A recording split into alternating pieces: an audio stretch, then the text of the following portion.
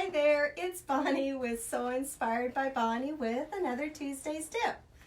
We had a little bit of a technical snafu at the beginning there, so I'm sorry we're starting just a tad late, but let me go over. I think we're good now. Let me go over and make sure we're not sideways. Okay, good. Looks like I'm right side up and not sideways, so that's good. All right. Today's Tuesday's tip is all about pool noodles. So we're going to get right on that. Hi, Julie. Hi, Helen. Good to see you guys. Thank you all for showing up. I know some others are going to be showing up in a little bit, but we're going to go ahead and get started. Please, if you'll do me a special favor and like and share the page or the post, that really helps with the Facebook algorithms to get the word out there, because the more the merrier. So the more that we have join in, the more comments and engagement we get going, and it's a lot more fun. So if you would do that, I would really appreciate it. So again, today's subject is all about pool noodles. It's kind of a continuation from what we discussed last week. The subject was gone noodles, pool noodles in the sewing room, that is. And today we're going to kind of continue that segment with pin basting, using using pool noodles to help pin baste our quilts. Say that 4 times fast, or 3. But I wanted to get on the farm to market road a little bit here. Last week we were discussing making pool noodles. I'm having trouble talking today. Pool noodles into serger sponges. And here's an original serger sponge. This is what one looks like. And we just cut either the large or the small size pool noodle into about the same size as our serger sponge to use that as a substitute. The only downside is it worked great with the larger cones. It worked great with, you know, the standard embroidery thread cones. It worked great with a lot of stuff. Did not work so hot with the Madeira thread, any kind of thread that has this little tube at the end. You see that little tube? What happens if you have it on a vertical thread stand, there's a gap there where the tube is exposed, and the thread will puddle down around that tube. It'll get hung up, and then it won't feed, and it'll hold back because it's not feeding into your machine. Well, the machine's still going. The needle bends because it's getting pulled back because the thread's not moving, and then you have a needle break. And you hear this all the time where the thread gets hung up somewhere along the thread path. Generally it's around the end of the spool cap or the end of the spool. Serger sponges really help alleviate that issue. So we had all sorts of really good ideas with their washers and bobbins and, you know, cutting, you know, an extra piece of the pool noodle itself to fill the little hole.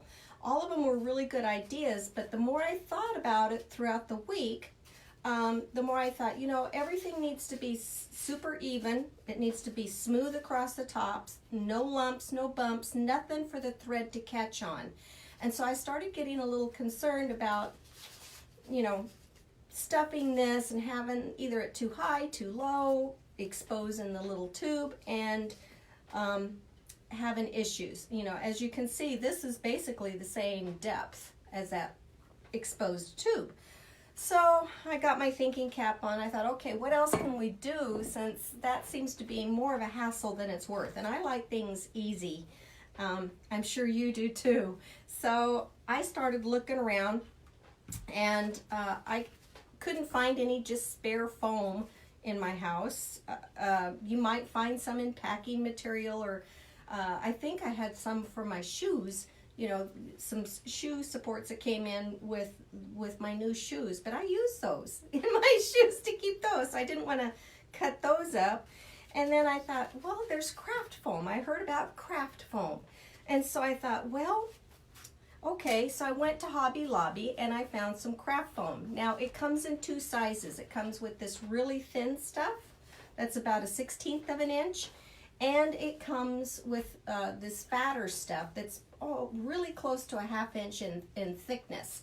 And I thought, oh, that would be perfect. That would be perfect. If you can only find the thin stuff, which I tried first, what my thought was is to trace around the base of my thread stand, you know, lay this on here, draw with a pen or your Frixion pen, draw around the base of your thread stand, find the center of your dot, of your circle, cut a hole, or excuse me, put this on here, trace around that so you got the right size hole after you found the circle, and then cut that out with a X-Acto blade. And then I could just use this as a pattern to cut out multiples, get layers of these until I had the right depth for my Madeira thread.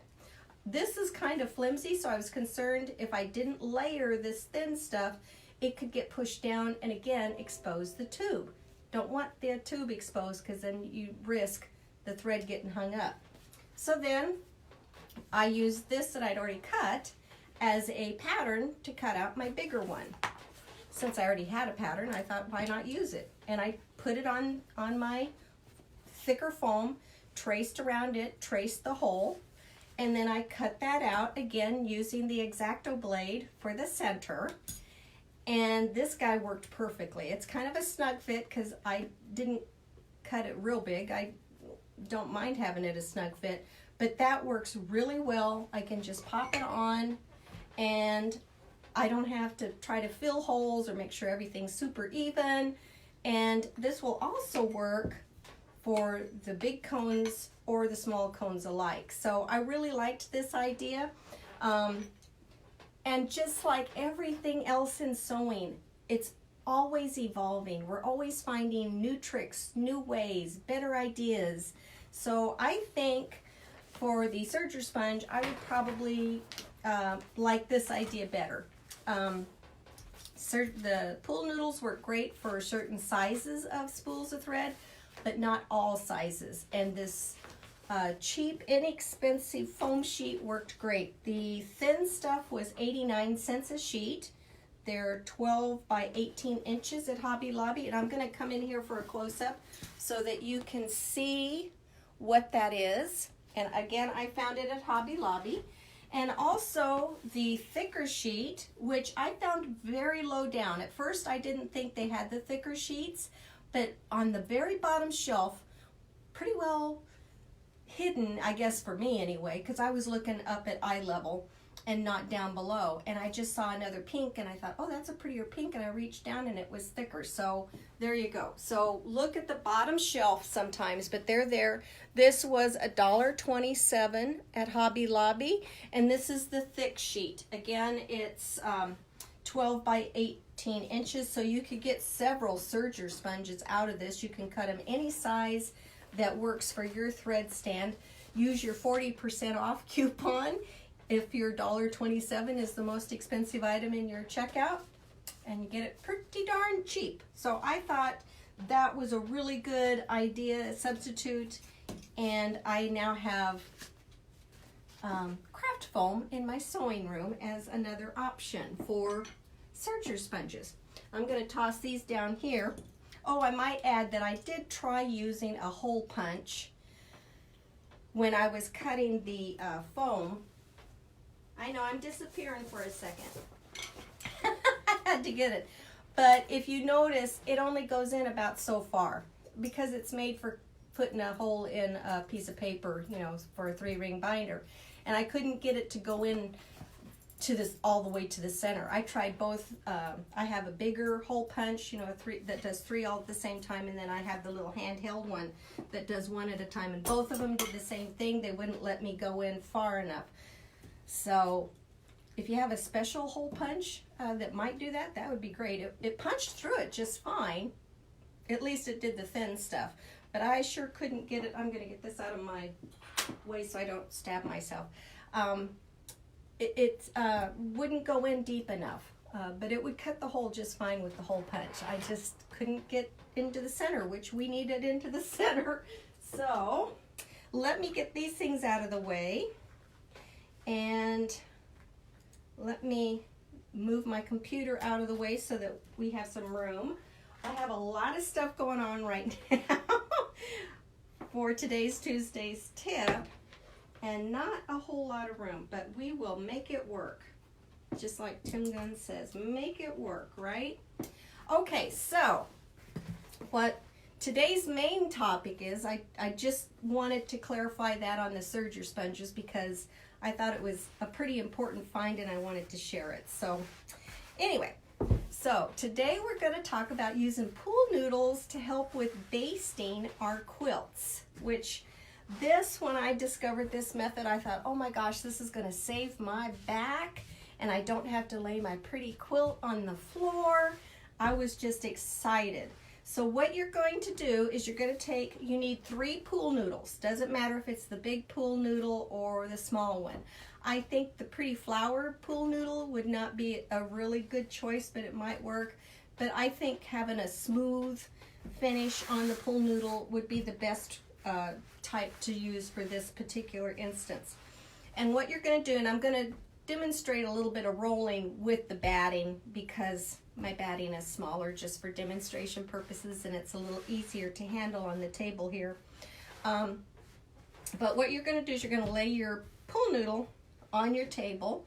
If you need your kitchen table or your dining room table, that's fine. Just get it on a table that's big enough. If your quilt is super big and one pool noodle is not wide enough, get some duct tape and tape 2 pool noodles together to make it longer. So you might have to have 6 pool noodles. But for most quilts, one width will be fine. Or most, I would say, wall hanging kind of quilts and things like that. But if you need a bigger one, you can always duct tape it. And you might be able to cut one in half and use 1.5 widths, whatever works best for you. So you're going to lay it on the table.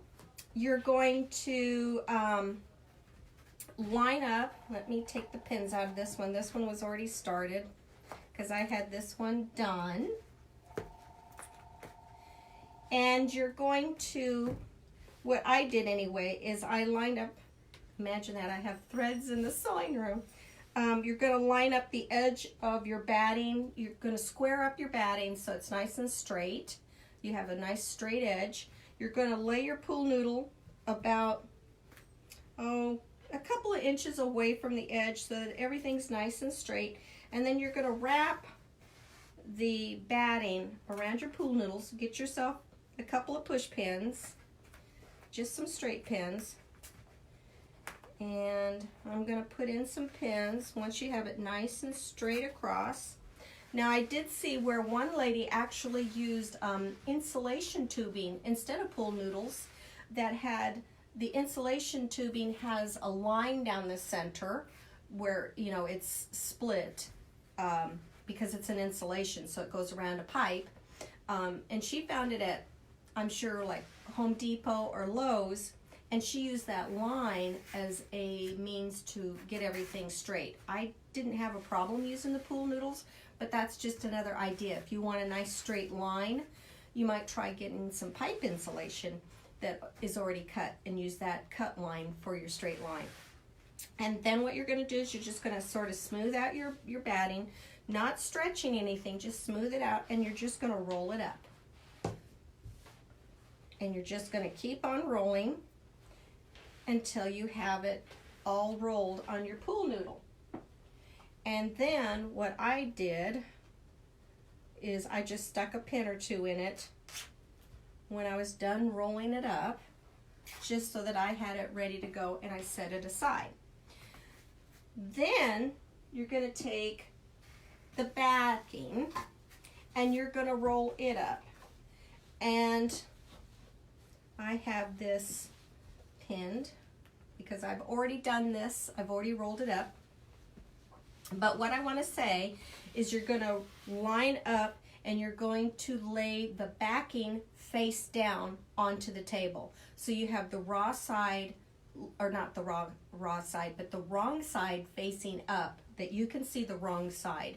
You're going to put your pool noodle here. You're going to roll it over like I just demonstrated for the batting, and then you're going to roll it up. When you roll up your backing, it's going to roll up with the right side out. So you'll know that you have your backing correct when the right side is out. Okay, so that's what you're going to do with your backing. Let me stick a pin in it. On the topper, and I just used fabric because I didn't happen to have a quilt top already finished. But this will work. So for your topper, you're going to lay that with the right side facing you so that you can see the topper. You're going to put your pool noodle here next to you, roll it up like I showed you with the batting, put a couple of pins in it so it's nice and straight, and then roll that up on your topper, where you smoothing it and keeping it straight as you go. Then put a pin in it and set it aside. So now you've got everything rolled on your pool noodle. You've got your backing, your batting, and your topper all rolled on the pool noodles. Okay, now you're going to get ready to pin baste the quilt. What you're going to do is you're going to take your backing and you're going to unroll a little section, say a couple of feet or so, on your table, right? Okay, and I'll put that pin there. Then you're going to take your batting and you're going to unroll a section about a couple of feet long, right on top. Get it so it's all lined up. Now, I might add, this is just demonstration, so I obviously do not have these cut the right sizes. When you cut your backing and your batting, you're going to want your backing and your batting to be about 2 to 3 inches wider on either side, on all sides, I should say, of your topper. So keep that in mind, that the sizes here for demonstration are not going to be accurate. You're going to want the backing and the batting. Backing and the batting should be the same size, or at least 2 to 3 inches bigger than your topper. But this is just to give you the idea of the layering and the rolling of how this all is going to come together. So you're going to line up your batting and the backing. You're going to get it nice and smoothed out, not stretching, just nice and padded and smooth it out. If you like to use quilt basting spray, you can lift up your backing, spray some quilt basting spray, and pat that back down. That's just an option. It seemed to be holding together pretty darn nicely even without the quilt basting spray, because you know batting is used a lot of times for design walls where you stick stuff on. So it's got a little bit of I don't want to say sticking properties, but the fabric kind of does stick to it a little bit, just all on its own. Okay, so now we've got the backing and the batting laid out. Now you're going to take your topper and you're going to line it up with everything at the raw edges. And I'm not having to do this on the floor, which I think is so nice, because I always worry about something getting dirty, laying it on the floor, you know, even dust. You know, I'd much rather work on a table surface. You get your raw edges lined up, and then you smooth this out and you unroll that a little bit. And then what you're going to do is you're going to pin baste this section that you've unrolled about 2 feet. You're going to pin baste that up, and then you're going to roll those 3 layers together, right? Then you're going to scooch everything towards you. You're going to unroll the backing, smooth that out. If you want to use quilt basting spray, you can. Roll out your batting. If you want to use quilt basting spray, you can. Make sure you have everything nice and smooth. And unroll the topper, and again, smooth it out, and you're ready to pin baste. Isn't that just so clever? It's really kind of like how the long arm people do, only they have a big long frame. So what you're doing is you're using the pool noodles to kind of create a frame that you can put on your table and save your back from crawling all over the floor. So I just thought that was genius, and really is going to come in handy when you want to quilt baste any quilt and not have to do it on the floor. I'm going to grab the computer and I'm going to see if we have any questions, which is one of my favorite parts.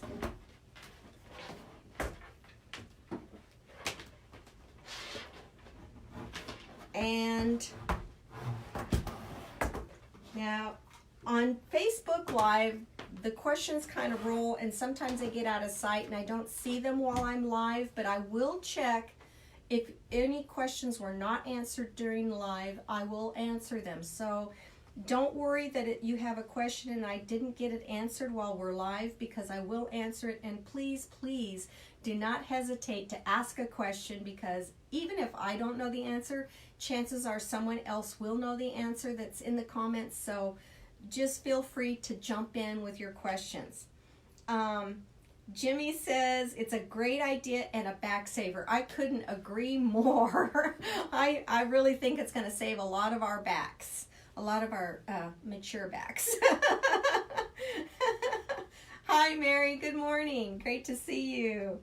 Teresa, good morning. Jimmy said Walmart has cheap pool noodles. They do. Right now they're on clearance.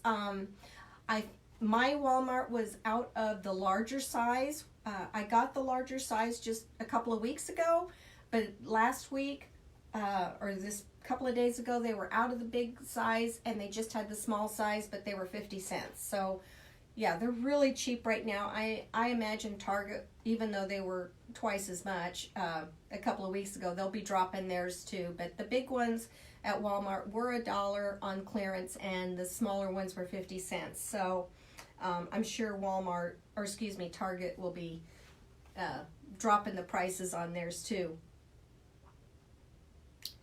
Anna says that she quilts on an Avante, but this will work if she uses her Dream 2 or Destiny 2. I'm not sure which you have, the Dream or the Destiny. Yes, it will. I think it's awesome. You know, I don't have a long arm, but for those of you that do and you want to quilt on your Dream machine or your Destiny or Quattro or whatever machine you have, this is going to really save our backs. So I love it.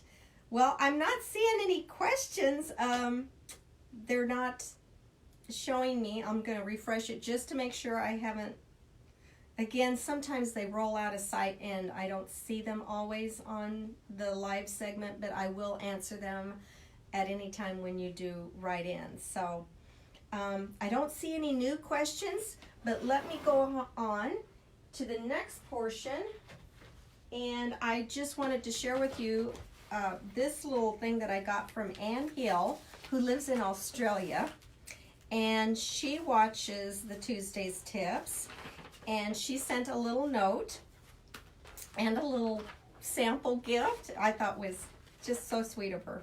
Anyway, she said she's watched our Tuesdays Tips on sewing vinyl, and she loved the bag for Samson, which a lot of you know is our golden doodle, a Sweet Samson. I too sew on vinyl, but don't have a Teflon foot. I've enclosed a machine needle case for you. These are handy for jewelry too, if traveling. My best friend in the sewing room is blue painter's tape. I got the tips off of Pinterest. I've enclosed a couple of photos to show how I use it. Putting the tape on the machine stops the vinyl from sticking to the plate, which causes drag as you sew. And I put 2 little strips on the bottom of the foot.